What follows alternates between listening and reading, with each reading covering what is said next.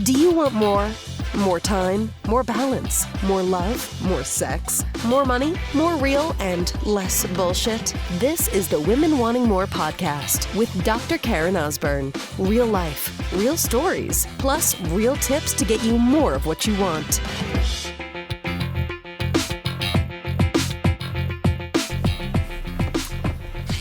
So transitions, sister, are hard. They're hard. So this week has been a lot of them. This week has been my oldest son, Tyson, finishing up grade 2 yesterday. And he'll be in lots of summer camps over the summer and have tons of fun. But transitioning from a teacher that was like just, so good. So good, so good. He's had so much progress this year and, academic stuff. Some of it's still a bit of a challenge for him. I don't really give a shit about that stuff so much. But I know how much that he has progressed as Tyson over this school year, and I'm so very proud of him for that.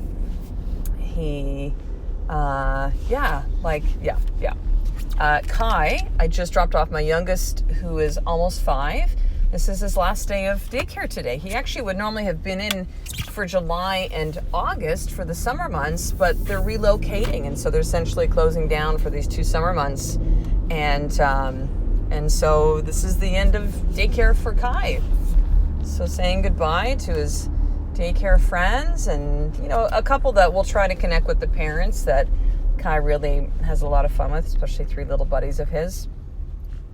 But transition, and then Kai will be starting kindergarten in September, and he's going to, for the summer, be with our favorite babysitter, the lovely Scarlett, and then he's going to be at some fun day camp for a couple hours in the afternoon.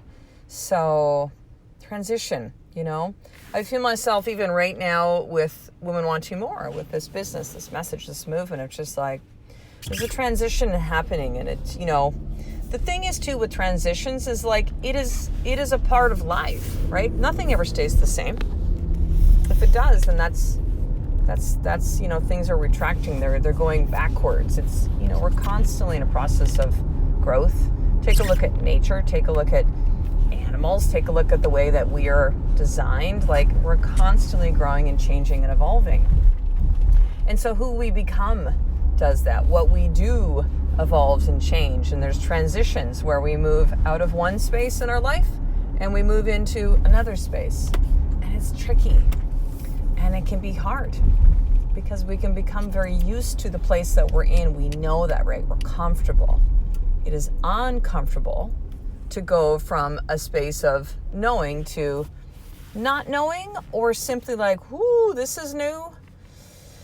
Like, I kind of know what this is, but I kind of don't, I mean, I can even think of something. It doesn't even have to be something as significant as that. Or I've got a good friend who's moving right now, and they're moving on from a chapter of their life and moving to a new city, a new state, and, transition. Like, just that stuff, it's difficult. And I was sharing with her that when we moved here to Victoria almost 2 years ago, I kind of had this thing. I'm like, well, once we arrive, because we closed doors of a chiropractic office. We had on the market for a year, could not find a buyer. Or deals just kept falling through, like people needed shoulder surgery suddenly, or something else happened, or it was just like crazy. It just wasn't meant to happen. So we literally closed the doors, had to, take care of all the expense stuff and negotiating buyout of the lease, because we were still in the lease for another 15 months, and figuring out equipment rental that we were still on the hook for, and finding a home here, and selling our home, and moving, and school, and it was like, we want to talk transition, holy fuck. And then we get here, 2 days later, my husband's mom passes away unexpectedly.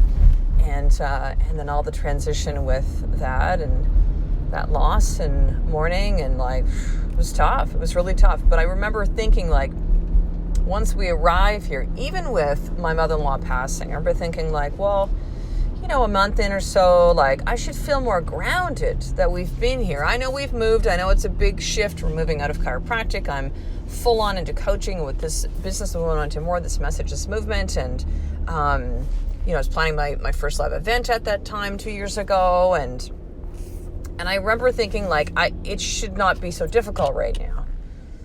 But it was. It was once we get to Victoria, right? Things will be better.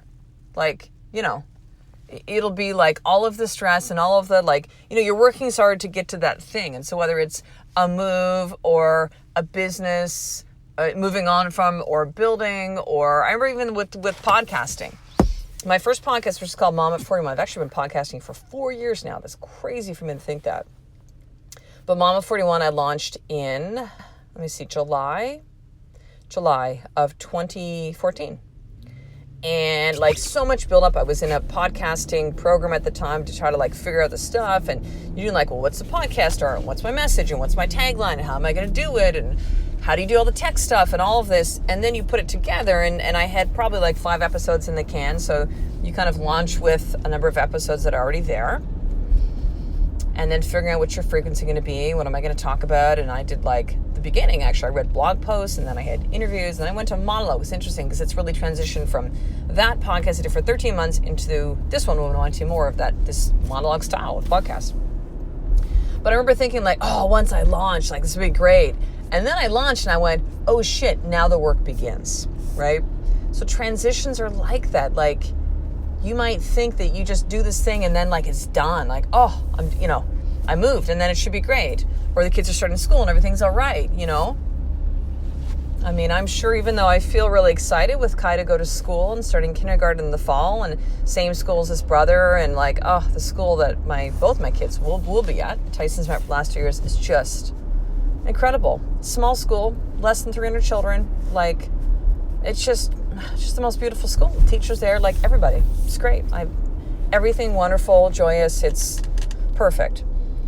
And I'm excited for Kai to go, but I have a feeling that when it's that first day of kindergarten, that mom is going to have a little bit of a tough time. I think even daddy was just like, oh my God, there's no more daycare stuff. Like, here we go.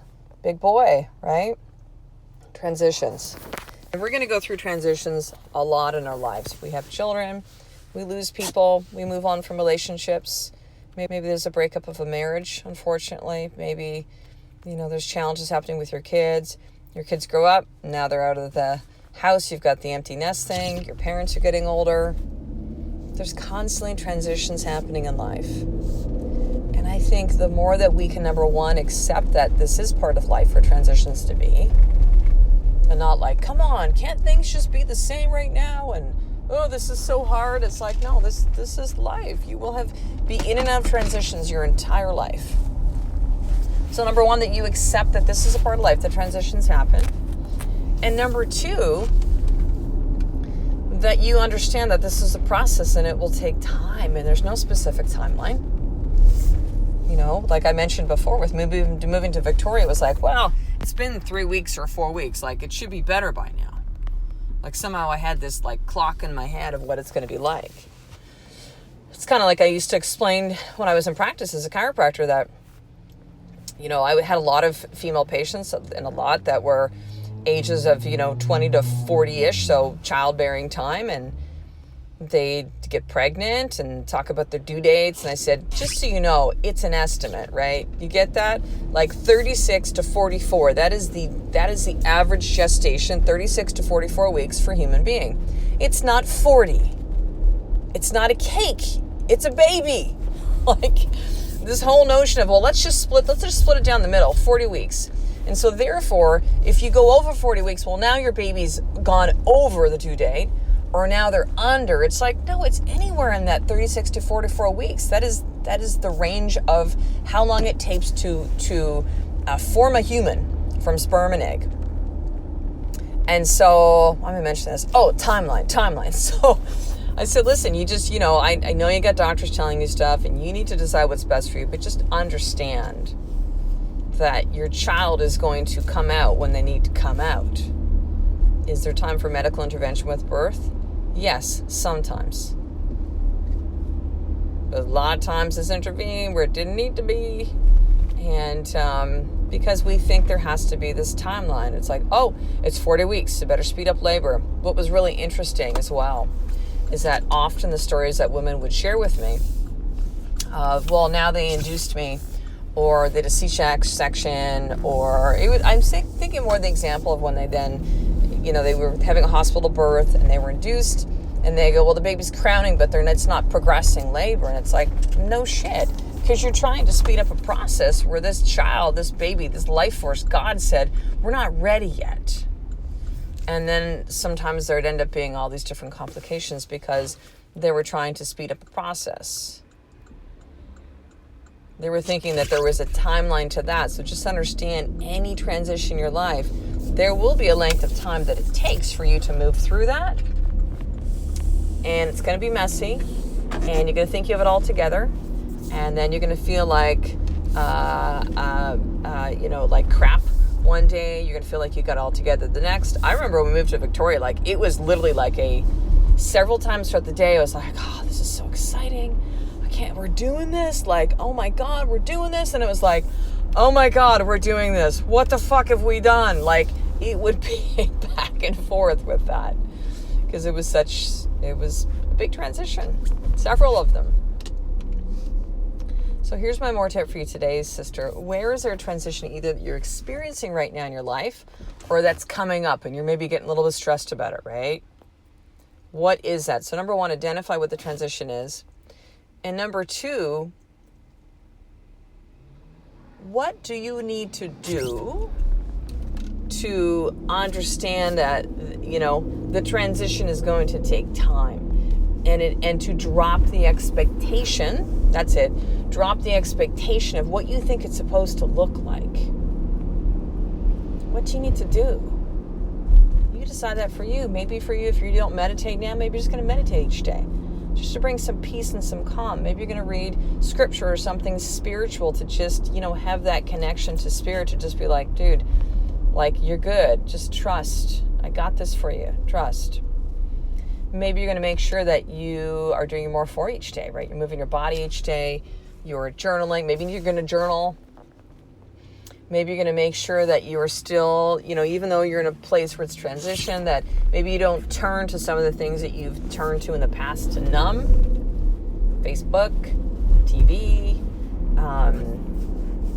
gossip, shit, food, booze, drugs, sex, shopping, whatever your drug of choice has been, that you're going to choose not to do that. And you're just going to instead allow yourself to feel it.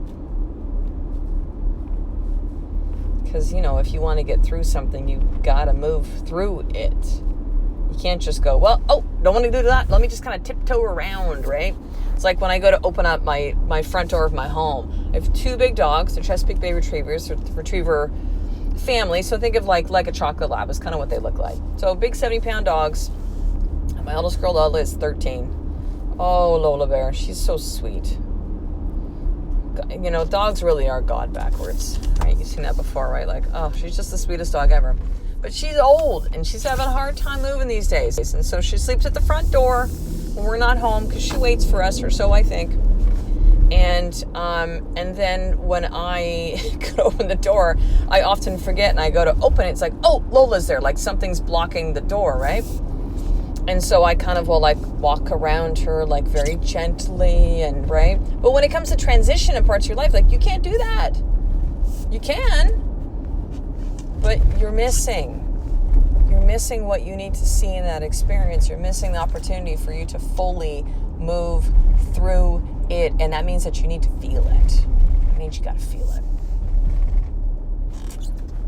All right, sister. Finishing up, number one, be in the sisterhood. drkarenosborn.com/sisterhood. You don't need to do this game alone, sister. You really don't. There's power in community. There's power in women coming together, and that's what the sisterhood is all about. So drkarenosborn.com/sisterhood. Go there right now to sign up for the first 7 days for free. My gift to you. Number two, newsletter. You got to be on it. I am writing a book right now. The book that I always felt that I was supposed to write as of 6 years ago. When I started to have these stirrings 6.5 years ago, these feelings of there's this something inside of me. The book is being written right now, and I would love for you to be part of it. So that and so much more happens in the newsletter. I'm going to actually send you all episodes with all the show notes and resources and links, so you don't have to be like, oh, what was that? You're drkarenosborn.com. What was that thing you just mentioned? They're there in your notes. You can just go to your email and go, there's that thing. I'm going to click on it, and it's just nice and convenient for you. So head over right now to do that at drkarenosborn.com/action guide, because I'm going to send you the more for action guide and some other really cool gifts. And number 3, make sure to subscribe to the podcast. And I would greatly appreciate if you leave a 5-star review. This really helps the podcast be seen by more women. And so we just rolled over 2 million downloads as of when I record this. This will now be like a week later. But I am just so thankful to have you listen, sister. I really, truly am. And it would mean the world to me if you left a 5-star review in your own words, really, like how the podcast has helped you. It's not helping you. I love you. Don't listen. Like, it's okay, right? Something's not your flavor. That's all right. But if it is, which I'm going to assume it is because you're listening to this episode right now, then please go ahead and leave a review so that your words can connect with another woman that needs to hear this message as well. So I will talk to the next episode, sister. A life of more. It's just one step away from, yes, you doing the fucking work, but also letting love into your heart every single day. I love and appreciate you, sister. To get the show notes of each Women Wanting More episode, including the How to Get More tip, subscribe to the newsletter at drkarenosburn.com/newsletter.